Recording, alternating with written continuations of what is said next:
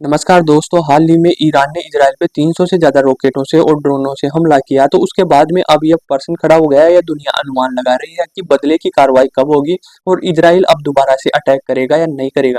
ये प्रश्न दुनिया के सामने खड़ा है और ये पूरा उत्तर सिर्फ इजराइल को पता है कि वह अब बदले की कार्रवाई में ईरान पे हमला करेगा या नहीं करेगा। तो ये सारी दुनिया अनुमान लगा रही है और देख रही है कि क्या अब इजराइल हमला करेगा या नहीं करेगा। उसके बदले में अब इजराइल से रिएक्शन निकल के आया है कि वह अब ये बोल रहा है कि जो इसने किया है ना, ईरान ने किया हमारे ऊपर 300 से ज्यादा मिसाइलों से अटैक और ड्रोनों से अटैक किया। उसमें अब जो इजराइल है वो बोला कि हम सही समय आने का इंतजार कर रहे हैं और सही समय आने पर जो ईरान ने किया उसका पाई पाई का हिसाब लेंगे। उसको हर एक हमले की, जो 300 हमले किए हैं ना ड्रोन से मिसाइलों से, उसे हर एक हमले की कीमत चुकानी पड़ेगी। और हम वेट एंड वॉच की स्थिति में है। हम देख रहे हैं कि विश्व में क्या हरकत हो रही है, ईरान में क्या हरकत हो रही है। उसके हिसाब से ही हमारा रिएक्शन आएगा और उसके हिसाब से ही हम ईरान से बदला लेंगे। तो बदला तो ये लेंगे।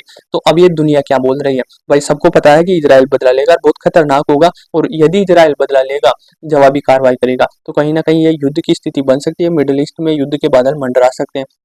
तो दुनिया इजराइल को समझा रही है और समझाने में दुनिया बोल रही है कि देखो, जो आपने किया सीरिया में, ईरान के दूतावास पे आपने हमला किया, उसके बदले में वह ईरान आप पे हमला कर दिया 300 मिसाइलों और ड्रोनों से। तो आपका हिसाब बराबर हो चुका है। उसने आपने उस पर हमला किया और उसने आप पर हमला कर दिया। तो अब कहानी बराबर हो चुकी है। अब आप शांत बैठ जाओ, अब आप कुछ मत करो। उसके बदले में अब इजराइल ने जवाब दिया कि जो हमने सीरिया में जो ईरान के दूतावास पे हमला किया था, वह तो उसका बदला था। 50 साल पहले ब्राजील में हमारे दूतावास पे ईरान ने हमला कर दिया था, उसका बदला लिया। मतलब 50 साल पहले की बातें निकल के आ रही है और उसका बदला ले रहा है इजराइल। अब देखो कहाँ वो बोलते हैं ना कि मोसाद अपने दोस्तों को बोल सकती है। मोसाद को ना, जो इजराइल है ना, उनके सीक्रेट एजेंसी है। तो उन्होंने उनके बारे में बोला जाता है कि वो अपने दोस्तों को बोल सकते हैं, दुश्मनों को कभी नहीं भूलते। तो उसके बारे में ही बोल रहा है कि जो ब्राजील में हुआ था 50 साल पहले, उसका बदला लिया हमने सीरिया में। तो और ये जो हमला किया है ईरान ने हमारी 300 मिसाइलों से, ड्रोनों से, बैलिस्टिक सुपरसोनिक मिसाइलों से हमारे ऊपर हमला किया ना,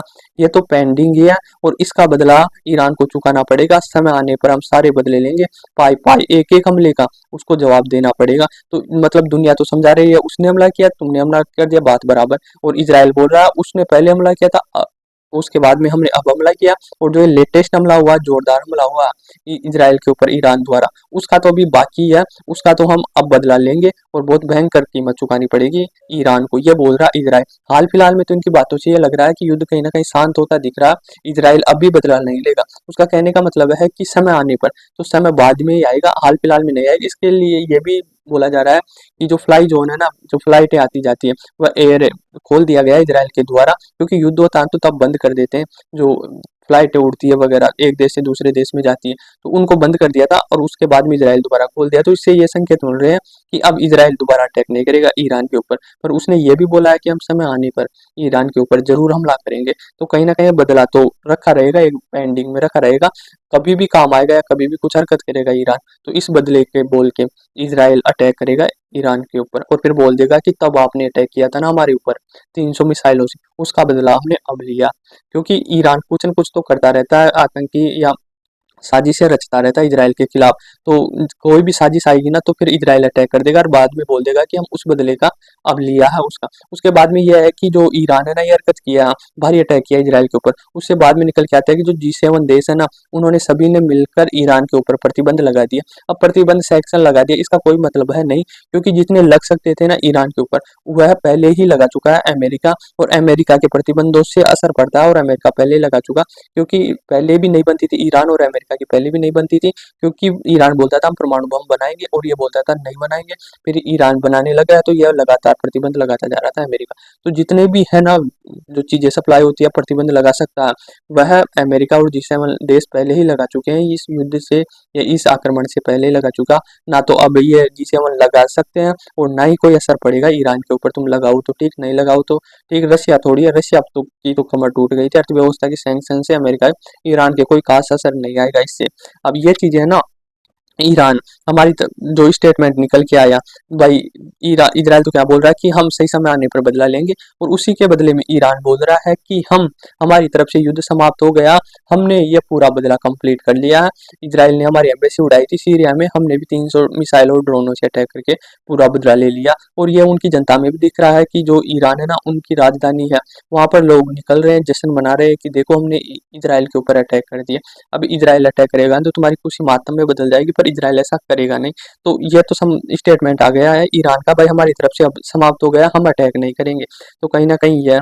और दूसरी तरफ ईरान ये भी बोल रहा है कि जो हमने अटैक किया था ना 300 मिसाइलों से, वह अमेरिका इजराइल को पहले ही सूचना दे दी गई थी। तो ये तो कई न्यूज़ों में भी चल रहा था कि ईरान 24 घंटों में 48 घंटों में इजराइल पे अटैक बोल देगा। तो इसमें कोई खास नहीं है, पर जो रोकेटर वगैरह ड्रोन वगैरह आई थी इजराइल की तरफ, उससे मतलब निपटने के लिए अमेरिका भी तैयार था, और अमेरिका भी इजराइल की कहीं स्थितियों में मदद किया था इसके बारे में। तो ये चीज़ें हैं कि जो अमेरिका वह तो मदद करेगा ही करेगा ही, और यदि इजराइल की नहीं करेगा तो कहीं ना कहीं इजराइल को बुरा मान जाएगा, और अमेरिका की अर्थव्यवस्था की कमर टूट सकती है, क्योंकि काफ़ी बैकबोन मानी जाती है इजराइल को अमेरिका की अर्थव्यवस्था। तो ये है, अब इसमें सारी चीज़ें हो चुकी है, इसमें भारत का रिएक्शन क्या है?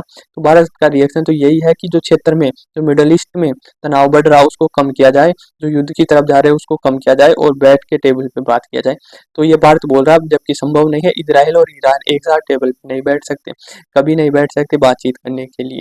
तो ये चीज़ें हैं, भारत तो यही बोलेगा, क्योंकि यूक्रेन रशिया में भी यही बोल रहा था, क्योंकि हमारे दोनों के साथ संबंध सही है, इजराइल के साथ भी संबंध सही है, और उधर ईरान के साथ भी संबंध सही है। तो हम एक तरफ नहीं जा सकते, हम दोनों को मतलब बैलेंस बना के चलेंगे।